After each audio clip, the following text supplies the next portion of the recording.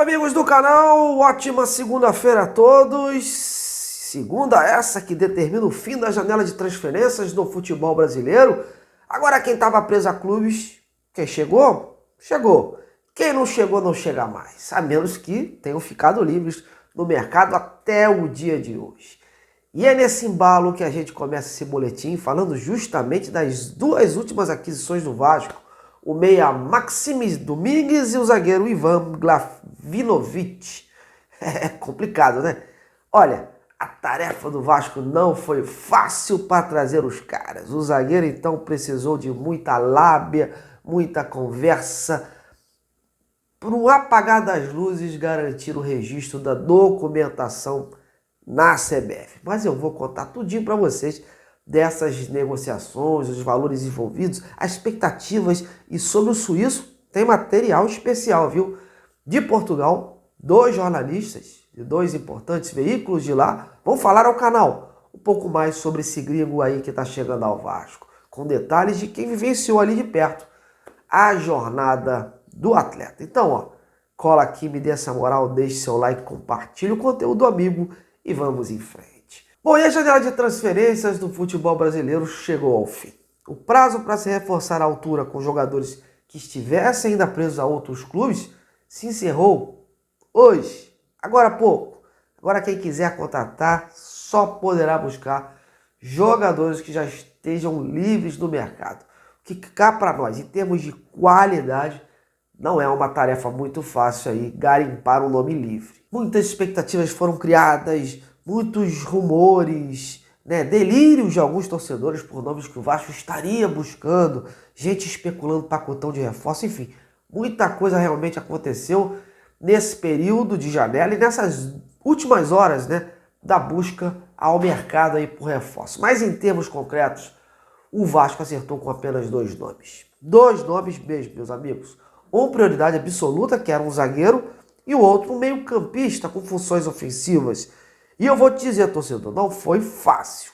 O Vasco precisou de muita conversa, muito poder de convencimento e, claro, grana na mesa para fazer o outro lado ceder e chegar aí a um acordo definitivo.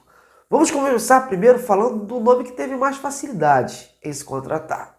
O meia suíço Maxime Domingues, de 28 anos. Uma negociação surpreendente. Primeiro que nunca ninguém sequer citou esse jogador por aqui. Segundo, que era um mero desconhecido do futebol brasileiro. E por fim, o torcedor demorou horas para fazer cair a ficha. Maxime Domingues chega aqui com o Vasco comprando o jogador por 1,5 milhões de euros. O Vasco pagou essa importância para buscar o atleta. E pelo que apurei, caso ele alcance algumas metas estabelecidas em contrato, o Gil Vicente ainda vai receber mais 500 mil euros como bônus. Baita grana por um jogador, que até então era um desconhecido. Lembrando que ele já assinou tudo de forma digital, os documentos também foram enviados para cá dessa forma para acelerar a inscrição do jogador, uma vez que aqui no Rio de Janeiro ele vai realizar os exames médicos pertinentes e aí sim, oficializado de vez pelo clube. O contrato dele por aqui será de 4 anos, ou seja, o Vasco apostando alto aí que o atleta vai se encaixar perfeitamente. E é um nome já trabalhado pelo novo setor de scout do clube, que viu nesse jogador uma boa oportunidade de mercado, uma boa oportunidade de se destacar aqui no futebol brasileiro. Lembrando que o Maxime teve passagens por clubes da Suíça e da Polônia antes de se aventurar no futebol português. No Gil Vicente estava há quase 2 temporadas, ainda tinha mais 2 anos de contrato. No jogo de ontem, o último dele, contra o Braga, por já estar apalavrado com o Vasco, ele foi tirado do time titular. Mas como prova de retribuição ao Gil Vicente, ele fez questão de ser relacionado pela equipe e ficar pelo menos no banco de reservas, onde entrou nos minutos finais. Mas afinal, quem é Maxime Domingues? Quais suas principais características? Onde ele gosta mais de atuar? Quais seus pontos fortes? Olha, essas são perguntas que eu realizei a 2 jornalistas portugueses de 2 veículos gabaritados. Eles, como cobrem o Gil Vicente, têm total discernimento para traçar um perfil do novo reforço do Vasco. E eu vou trazer aqui para vocês esses 2 depoimentos que eu consegui. O primeiro deles foi enviado pelo jornalista o Nuno Dantas, do renomado jornal A Bola de Portugal. O Nuno me mandou tudo por escrito e eu vou ler agora para você. Confira aí. É um jogador que tem tudo para vingar no futebol brasileiro. É muito inteligente a jogar, tem um excelente sentido de posicionamento e é um jogador que não se esconde do jogo. É dono de um excelente pé esquerdo, tem ótima visão de jogo e tem boa chegada à baliza. Não foi por acaso que apontou 6 gols na temporada passada e fez 6 assistências. Tanto pode jogar no meio-campo numa posição mais recuada, como na posição 10, onde rende mais. Privilegia o passe curto. Tem tendência a quebrar na segunda parte dos jogos. Não sei se terá a ver com a condição física ou se será alguma questão mental. Perfeito. E agora eu vou mostrar para vocês uma análise de um outro experiente profissional, o jornalista Pedro Granja, que pertence ao gabaritado jornal O Jogo, cobre muito bem o Gil Vicente e acompanhou também toda a trajetória do Maxime Domingues nessas 2 temporadas em que o suíço atuou por lá. Ele me mandou uma mensagem de áudio e eu vou reproduzir agora para você. Então, ouça aí. Então é assim, ele é conhecido como Maxime Domingues. Ele chegou a época passada ao Gil Vicente, veio até pelas mãos do anterior treinador, que chama-se Vítor Campelos, está também a treinar um clube da Primeira Liga de Portugal, que é o Aves SAD. E ele é um médio ofensivo com muita qualidade técnica, ele joga pé esquerdo, tem muito golo. O ano passado, na primeira época de estreia dele em Portugal, marcou 6 golos e fez 5 assistências para um clube como o Gil Vicente, que na altura lutou praticamente até a última jornada para não descer da divisão. Ele foi dos principais jogadores, além de ter uma presença muito ativa ofensivamente. Também tem muito compromisso defensivamente, é muito raçudo, apesar de ser franzino, é muito raçudo. E aliás, na primeira volta ele fez uma melhor primeira volta do que na segunda. Na primeira volta foi até considerado um dos melhores, das grandes surpresas do campeonato português. E esta saída dele de última hora para o Vasco da Gama está também a deixar o Gil Vicente assim um bocado atrapalhado para tentar arranjar um jogador da qualidade dele para substituir, não é? Porque também em Portugal o mercado também fecha hoje à noite. Bom, antes de mais nada, agradecer aqui publicamente aos 2 jornalistas portugueses pela participação aqui no canal Detetives Vascaínos. Abrilhantaram demais e agora vocês tirem aí as suas conclusões. Tá levando fé que o suíço vai fazer história aqui no futebol brasileiro ou ainda prefere ver para crer? Então, comente aí embaixo do vídeo e vamos interagir. Agora chegou a vez de falar da zaga Cruz Maltina, um setor que era a prioridade da diretoria para essa segunda janela. E olha, eu vou dizer para vocês que foi uma eterna novela. Não só para fechar com o nome que eu vou falar mais adiante, mas para chegar aí num reforço. O clube tomou alguns nãos. Exemplos: o uruguaio Maurício Lemos, do Atlético Mineiro, preferiu ficar por lá.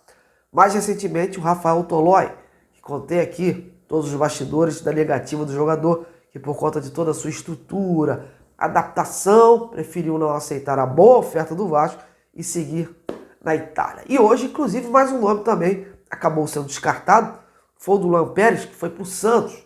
Na verdade, eu não digo nem que foi hoje essa situação, porque o Vasco já tinha feito essa oferta antes, esperava a resposta do staff do jogador, que não dava um posicionamento concreto. E por lá, ele era carta fora do baralho, né? Ele não era relacionado para atuar no Fenerbahçe, na Turquia, desde o dia 13 de julho. Então já sabia que não ficaria no clube turco, que era desejo o retorno ao futebol brasileiro. E que a rescisão por lá então era questão de tempo. Então por que essa demora toda numa resposta ao Vasco? Então por isso, sinceramente, eu não levava mais fé nessa chegada por todo esse cenário que eu relatei. E os comentários dos bastidores, ainda não confirmados, é de que os números apresentados pelo staff do jogador eram bem altos. E cá para nós, o jogador vem de um grande tempo inativo por conta de uma lesão séria. E para investir assim, tem que ter uma certeza, né? Ou seja, um risco total. Mas passado é passado, o que aconteceu realmente, a gente vai saber mais à frente. Vamos falar do presente. O atual presente do Vasco, em termos de zagueiro, é o argentino de 23 anos, o Ian Glavinovic, que pertence ao News Old Boys. Ontem, como trazíamos aqui, a primeira oferta do Vasco foi rejeitada pelo presidente do clube argentino, que via nesse jogador uma promessa e queria um retorno financeiro maior. Conversa vai, conversa vem, as partes tentaram encontrar uma solução no dia de hoje, que era o dia D, entre o empresário Pedro Aldave e o Vasco, tudo acertado. Mas era a diretoria do clube argentino estava irredutível. Queria que o Vasco aumentasse as cifras. E agora, no final da tarde, veio um alívio. O acordo aconteceu. Cifras reajustadas, longas conversas e a situação tomou um rumo positivo. Falou mais alto o desejo do atleta e a insistência do Vasco em ter o jogador. O Vasco vai dar uma compensação ao News Old Boys pelo empréstimo de 1 ano e tem a opção de compra ao final desse empréstimo. Assim, como o suíço, o argentino vai assinar contrato à distância, mas é esperado no Rio de Janeiro nos próximos dias para cumprir os ritos do acordo estabelecido. Sobre o Jan Glavinovic, é um jogador com passagens pelas divisões de base da seleção argentina, colega do Esforça. Ele chegou ao News Old Boys em fevereiro de 2017, transitou em todas as divisões inferiores por lá até chegar ao profissional.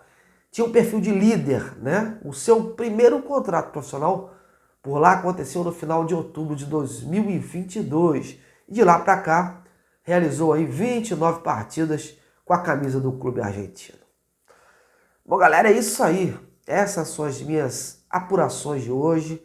E agora é esperar esses gringos chegarem e se adaptarem. E darem conta do recado. Como eu falei ontem, não conheço, não tenho como julgá-los se são bons ou ruins. Temos que dar tempo ao tempo. A única coisa que eu talvez levaria em conta numa contratação de zagueiro era um cara com mais envergadura, né? O Ian pode até ser bom, mas é uma aposta. O Vasco precisava de um cara mais cascudo pro setor. Mas quem sabe ele chega aqui e dá conta do recado, né? Então, vamos aguardar. Um jogador jovem, né? E vocês, o que acharam? Bora comentar. Tô ficando por aqui. Amanhã a gente está de volta. Um grande abraço e até lá.